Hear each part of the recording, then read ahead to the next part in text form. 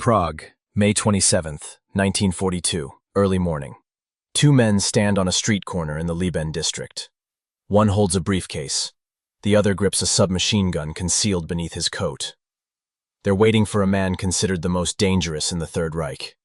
A man feared throughout Europe, whose name is whispered in dread even in the SS offices of Berlin. His name is Reinhard Heydrich, known as the Blonde Beast, the Butcher of Prague, the young hangman general. In a few minutes, shots will ring out that will change the course of the war and set in motion a chain of events that will drown entire villages in blood. This is the story of Operation Anthropoid, the story of how two ordinary soldiers challenged death itself and won, paying an unimaginable price for their victory. To understand the magnitude of what happened that May morning, you need to understand who Reinhard Heydrich was. Born in 1904 in Halle to a musical family, he was tall and athletic with cold blue eyes, a talented violinist, an excellent fencer, and a naval officer. But beneath the appearance of the Aryan ideal lay the mind of a cold-blooded killer and an organizational genius of evil. In 1931, Heydrich joined the SS. Heinrich Himmler immediately recognized the perfect subordinate, intelligent, ruthless, and devoid of any moral constraints. Within a year, Heydrich headed the SD, the SS Security Service. Imagine someone who could spend hours playing chamber music, then the next day sign mass execution orders without hesitation. Who would have lunch with his family, play with his children, then drive to a meeting where the extermination of entire peoples was planned. Heydrich organized Kristallnacht in 1938, the massive pogroms against Jews throughout Germany. He received orders from Göring in 1941 to develop the final solution to the Jewish question. On January 20th, 1942, at a villa in Wannsee, a Berlin suburb, Heydrich chaired a conference that changed history. In 90 minutes, 15 high-ranking Nazis discussed and approved a plan for the systematic extermination of 11 million European Jews. Heydrich presided over this meeting of death. Clearly, methodically, with German precision. He described the logistics of genocide as if discussing the construction of factories, not death camps. Hitler called him the man with the iron heart. Even Himmler feared his subordinate. And when someone was needed in September 1941 to pacify Czechoslovakia, where resistance was growing, the choice fell on Heydrich. On September 27, 1941, he arrived in Prague as acting Reich protector of Bohemia and Moravia. And true terror began. In the first 3 months, thousands were arrested and hundreds executed without trial. Heydrich systematically eliminated Czech intellectuals, politicians, anyone who could organize resistance. At the same time, he implemented a carrot-and-stick policy, improving food supplies for workers and raising wages at munitions factories. His plan was simple and terrible. Destroy those who could resist, and turn the rest into obedient slaves of the Reich. And the plan worked flawlessly.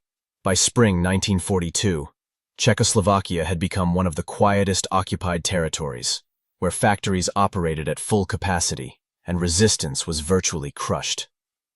Heydrich triumphed in his prime. He was only 38, young and ambitious. Many in the Reich considered him a possible successor to Hitler, a future Führer of the Third Reich. But in London, at the headquarters of the Czechoslovak government in exile, a death sentence had already been pronounced. London, autumn 1941. In a modest office on Grosvenor Place sits a man with a face worn by sleepless nights. Edvard Beneš, former president of Czechoslovakia, now president of a country no longer on the map. After the Munich Agreement of 1938, when Britain and France betrayed Czechoslovakia and handed it to Hitler, Beneš fled to London. Here he established a government in exile. But a terrible question haunted him. Would the Allies recognize this government? Would they acknowledge that Czechoslovakia was resisting? The problem was that resistance inside Czechoslovakia was weak due to efficient German occupation.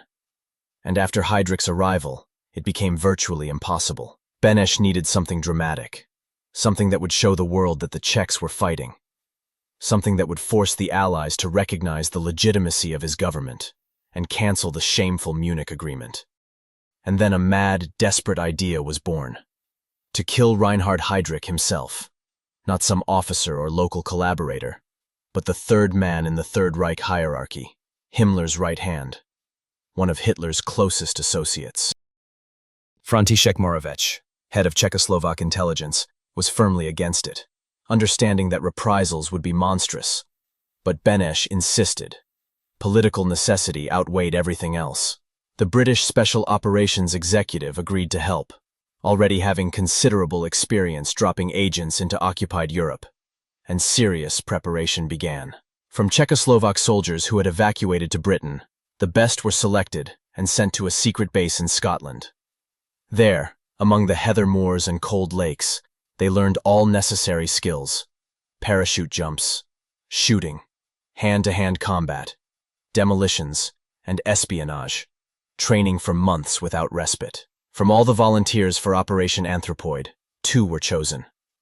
Josef Gabčík, 29 years old, from the Slovak village of Polutovice, son of a peasant, had served in the army since age 18. When the Germans occupied Czechoslovakia, he was a sergeant and managed to escape through Poland to France, then to England. Short, sturdy, with a determined face. A good shot, but an even better soldier. Jan Kubiš, 28 years old, from the Moravian village of Dolní Vilimovice, also from a peasant family, who followed the same path through Poland and France to England. He was an explosives specialist, more emotional than Gabčík, but equally devoted to the cause. They became not just friends but brothers in arms, and together accepted an assignment that most normal people would have refused. British instructors trained them. They learned to handle special weapons, the compact Sten submachine gun, and new types of grenades. They studied Prague from photographs and maps, though neither had been there. They memorized Heydrich's routes and habits. Heydrich had one strange characteristic. He rarely used heavy security, considering it a sign of weakness, and drove around Prague in an open Mercedes, often with just his driver. This arrogance would prove to be his fatal mistake. In December 1941, on a dark night, a British Halifax appeared over snow-covered Czechoslovakia with a group of parachutists on board, including Gabčík and Kubiš. A jump into darkness, cold wind, snowy ground rushing up. On December 28, 1941, they landed near Prague, and the operation officially began. Imagine being in an occupied country surrounded by enemies. At any moment you could be arrested, then tortured and killed. You have false documents that might not withstand inspection, and weapons whose possession means execution on the spot. And despite all this, you need to kill a man guarded by the entire might of the Third Reich. The first weeks were critical.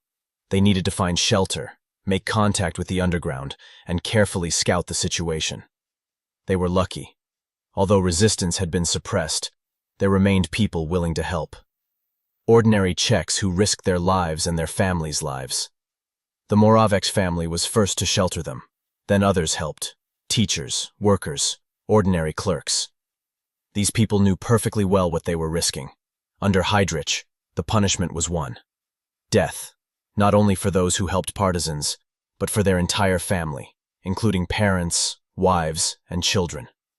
But they helped anyway. Gabčík and Kubiš began studying Heydrich's routine. His residence was in Panenské Břežany Castle, 15 kilometers from Prague. Every morning he drove to Prague Castle, the Czech castle where the Protectorate administration was located. The route was predictable, but how protected was he? They watched day after day, risking detection, memorizing every detail of his movements. Heydrich indeed traveled with minimal security. Usually only his SS driver, Johannes Klein, accompanied him, sometimes an adjutant. The green open Mercedes-Benz 320 was well known in Prague. When this car passed, Czechs instinctively looked away, as even a glance at the butcher could be dangerous. But Gabčík and Kubiš watched, studied every detail, and carefully planned the operation. They considered different options. Blow up the train Heydrich sometimes traveled on? Too much security at the station. Attack the Plaza? Suicide. Attack in Prague Castle? Impossible. It was a fortress. One option remained: attack on the route. They needed to find a place where the car would slow down, where there was cover for attackers and an escape route. And they found such a place. a turn at the intersection of V. Holocaust Street in the Liben district. Here the car had to slow down, navigating a sharp turn in the tram line. The area was residential enough not to attract attention, but quiet enough for an attack. The plan was simple. Gabčík would wait on the corner with his Sten gun under his coat. When the car appeared, he would open fire. Kubiš would stand a bit further with a bomb, in case the gun jammed. It was a simple and desperate plan that provided for neither retreat nor salvation. After the shots, the entire German war machine would come down on them, and there was virtually no chance of survival. But they were ready. Winter turned to spring. March, April, and May flew by as they waited for the right moment and precise information about Heydrich's movements. But then a serious problem arose. An order came from London. Cancel the operation. The government in exile had received information about planned mass German repressions in the East. They worried that killing Heydrich would trigger even greater terror. But it was too late. Radio communication with London was unreliable, and by the time the cancellation order reached Prague, Gabčík and Kubiš had firmly decided to see it through. On May 20th, 1942, they received valuable information. Heydrich was planning a trip to Berlin, and before that would definitely drive from the castle to Prague Castle. This was their chance, and they decided the operation would take place on May 27th. A few days remained for final preparations. Check weapons, study escape routes, and mentally prepare for what would likely be their last day. May 26th, evening. Gabčík and Kubiš checked their weapons one last time. The Sten gun is a temperamental thing, known for frequent malfunctions, but there's no other choice. The British-made No. 73 anti-tank grenade is small but powerful enough. If it explodes near the car, Heydrich is doomed. They say goodbye to the people who sheltered them. No dramatic farewells, just handshakes, nods. Everyone understands this might be the last time. That night neither of them sleeps much. They think about home, about families they'll never see again, about whether this is all worth it. But they've made their decision. They're soldiers. They have orders. They have duty. And tomorrow, Reinhard Heydrich will die. May 27th, 1942. Morning breaks over Prague. Another spring day. People head to work. Trams run along streets. Life goes on as if nothing unusual is about to happen. At the corner of V. Holosovicka and Zenklova streets stand two men. Josef Gabčík holds a briefcase. Inside is a Sten gun. He's nervous. His palms are sweaty, but his face is calm. A bit further stands Jan Kubiš. His coat conceals a modified anti-tank grenade. He's also nervous but doesn't show it. Behind them, at a tram stop, stands Josef Falchik, another member of the operation. His task is simple. When Heydrich's car appears, signal with a mirror. One flash. The car is coming. The minutes drag. Every passing car makes hearts beat faster. False alarm. Another. 10:25. A flash. Falchik's mirror catches the sun. Gabčík tenses, removes the gun from the briefcase, hides it under his coat. The green Mercedes appears around the corner. Open top. Behind the wheel, Klein, the driver. In the back seat, Reinhard Heydrich in his SS uniform. The car slows at the turn, exactly as planned. Gabčík steps onto the road, raises the gun, pulls the trigger. Click. The gun jams. Heydrich sees him, sees the gun. In a second he understands everything. He stands up in the car, draws his pistol, shouts at Klein to drive forward. But Klein, an experienced SS man, does the opposite. He slams on the brakes, to give his chief a chance to shoot the attacker. Fatal mistake. The car stops. Jan Kubiš runs up, hurls the grenade. The throw isn't perfect. It lands not in the car but next to it. But enough. The explosion. Fire. Smoke. The car door is blown off. Shrapnel flies in all directions. Heydrich and Klein are thrown by the blast. The windows of nearby houses shatter. Pedestrians scatter in panic. Kubiš is hit by his own bomb's shrapnel. Fragments wound his face. He still can run. Gabčík pulls out his pistol, runs. Klein chases him, firing. Gabčík shoots back. Klein retreats. Kubiš jumps on a bicycle left by someone and disappears around the corner. Gabčík runs into a butcher shop, threatens the owner with his gun. Stay quiet. Runs through to a back entrance. Vanishes. 7 seconds. That's how long the entire operation lasted. 7 seconds that changed the world. At the ambush site, chaos reigns. Smoke, screams, blood. Reinhard Heydrich stands, bleeding. His left side is perforated with shrapnel. His uniform is shredded. His face is twisted in pain and rage. But he's alive. Klein runs to him. Heydrich pushes him away, orders him to chase the attackers. He himself tries to run after Gabčík, but collapses after a few steps. A passing truck stops. Czech driver. Heydrich orders him to take him to the hospital. The Czech looks at the wounded German. The most feared man in Prague. The butcher. Bleeding. Helpless. For a second it seems he'll leave him. Let him die on the pavement. But he takes him. Drives him to the nearest hospital. Heydrich is laid on an operating table. Doctors examine him. Multiple shrapnel wounds. But nothing immediately fatal. They remove the fragments, bandage, give morphine. It seems he'll survive. But the explosion drove something into the wound. Fragments of car upholstery, fabric, dirt, horsehair from the seat stuffing. Infection. Over the next few days, Heydrich's condition worsens. Fever rises. The wound becomes inflamed. Doctors try everything. Antibiotics, primitive by modern standards. Surgery, transfusions. Nothing helps. June 4th, 1942, at 4:30 a.m., Reinhard Heydrich dies from sepsis. The man called the Man with the Iron Heart. One of the most powerful figures in the Third Reich. Architect of the Holocaust. Dies from infection. From dirt driven into a wound by a bomb thrown by an ordinary Czech soldier. When Hitler learns of Heydrich's death, he flies into a rage. Orders total destruction. Revenge without mercy. The hunt begins. After Heydrich's death, terror engulfed Prague. Karl Hermann Frank, Heydrich's deputy, took command. He had one goal: find and destroy everyone involved in the attack. Anyone who helped. Anyone who knew. Immediately after the attack, notices appeared throughout the city. 10 million Reichsmarks reward for information about the attackers. Death to anyone sheltering them. Death to their families. The Gestapo began working. Arrests, interrogations, torture. But Gabčík and Kubiš disappeared. They and 5 other parachutists hid in the crypt of the Orthodox Church of Saints Cyril and Methodius in central Prague. In a small, damp room beneath the church, 7 men waited, knowing their hours were numbered. Above them, life continued. Services were held. Priests prayed. Parishioners came and went. No one suspected that beneath their feet hid the most wanted men in the Third Reich. But the Germans were methodical.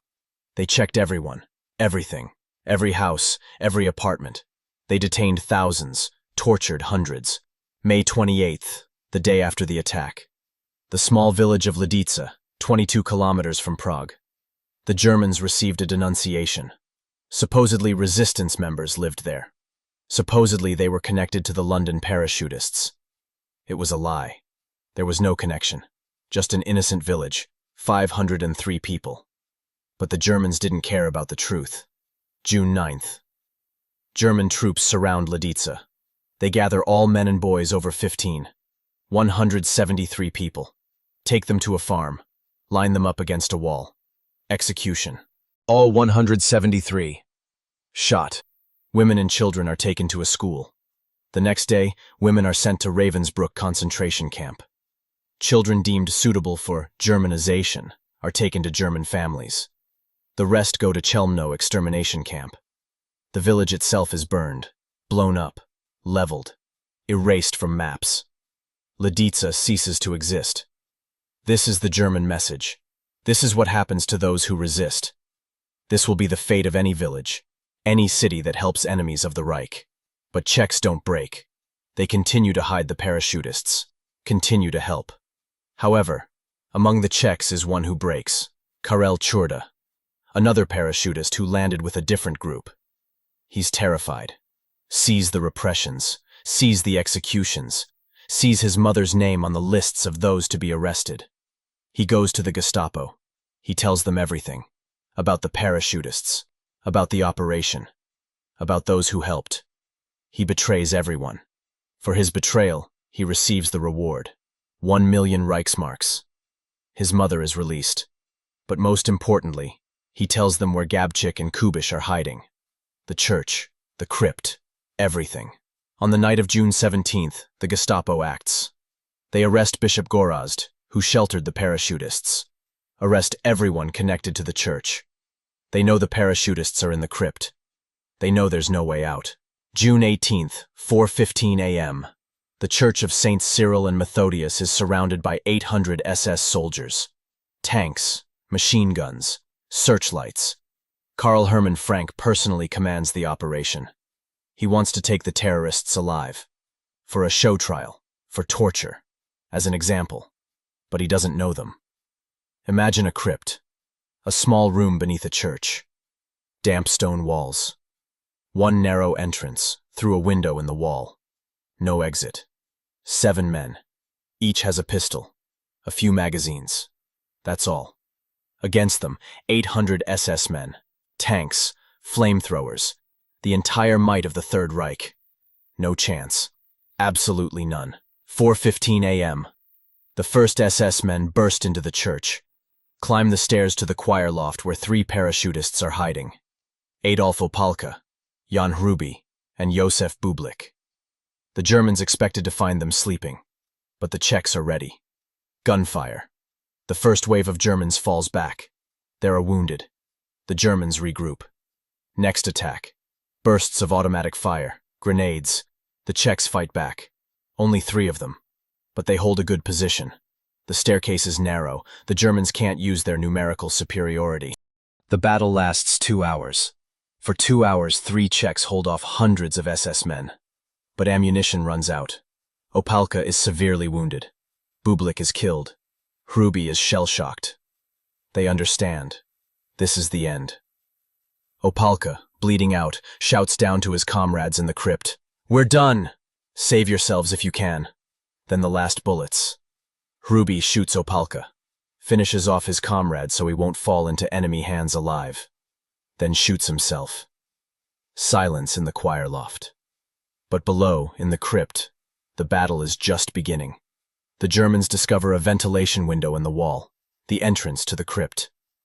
They don't know how many men are there, don't know what weapons they have. They try to storm through the window, stick rifles through, fire blindly. Gabčík and Kubiš fire back. Every bullet counts. The Germans throw grenades. Explosions in confined space. Deafening roar. Smoke. But the Czechs hold on. The Germans try to use a flamethrower. A searing stream of flame through the window. But the angle is poor. The fire doesn't reach the defenders. Karl Hermann Frank is furious. He orders firefighters called. The plan is simple. Flood the crypt. Drown these stubborn Czechs like rats. Fire hoses are lowered into the window. Water is turned on. A powerful stream fills the crypt. The water rises, first to the ankles, then to the knees, to the waist. 4 men stand in icy water, hold weapons above their heads, know that in a few minutes the water will reach the ceiling. But they don't surrender. Continue to shoot. Conserve ammunition. Every shot, on target. The Germans can't believe it. They offer surrender, promise mercy. Lying, of course, but they try. In response, gunfire. The water rises, already to their chests. Breathing is difficult. The cold paralyzes their bodies. Joseph Gabčík looks at Jan Kubiš. 2 friends, 2 brothers. They walked this path together. From the training camps of Scotland to a crypt in Prague. From the dream of liberating their homeland to this cold water. Ammunition is gone. They understand. The hour has come. Each has one last bullet left, for himself. They won't let themselves be taken alive, won't be tortured, won't betray names. Gabčík raises his pistol. Last look at his friend. Kubiš nods. A shot. Joseph Gabčík falls into the water. Jan Kubiš does the same. Josef Valčík and Jan Hruby follow their example. When the Germans finally descend into the crypt, after 7 in the morning, after 3 hours of battle, they find 4 bodies in the water, dead, but not defeated. The reprisals continued for several more weeks. Everyone who helped the parachutists, all their contacts, their families, friends of families, Priest Vladimir Petrek and Bishop Gorazd, who sheltered them in the church, executed. The families of Gabčík and Kubiš, arrested. Mothers sent to concentration camps. Some survived, some didn't. The Moravec family, who sheltered the parachutists in the first days, all executed. In total, more than 250 people were executed in direct connection with Operation Anthropoid. Karel Čurda, the traitor, received his reward. But after the war, he was caught. In 1947, he was hanged. His last words were, "Goodbye, mother." And what about the operation's goals? The political goals were achieved.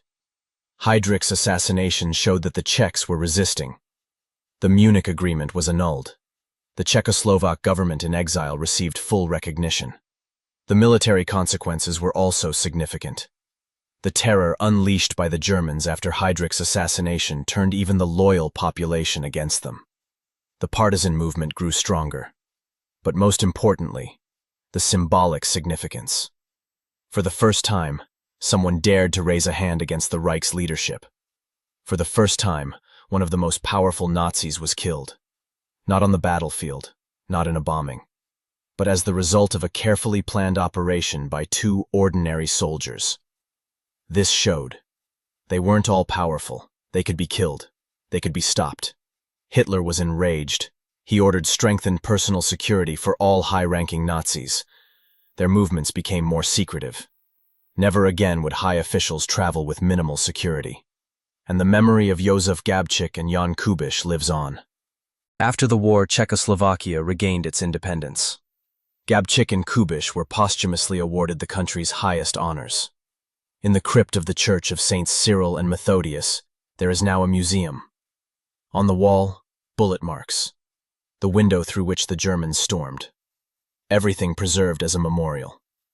At the site of the turn where the attack took place stands a memorial.